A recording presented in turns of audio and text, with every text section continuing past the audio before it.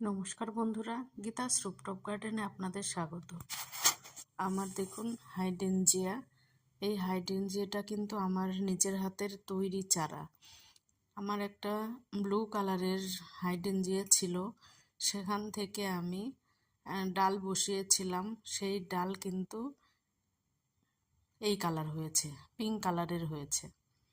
এগুলো আগে ফুটে গিয়েছে, আর গাছটা দেখুন অপূর্ব হয়েছে, একদম গ্রিন হয়েছে পাতাগুলো, আর খুব সুন্দর। এই ডগাগুলোর থেকেও কিন্তু ফুলগুলো হবে। এর পরিচর্যা, একে মানে শুকানো যাবে না, জলটা দিতেই হবে। জল কম হয়ে গেলেই কিন্তু গাছটা খারাপ হয়ে যায়।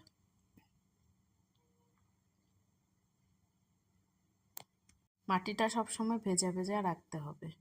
ধন্যবাদ, ভালো থাকবেন সবাই।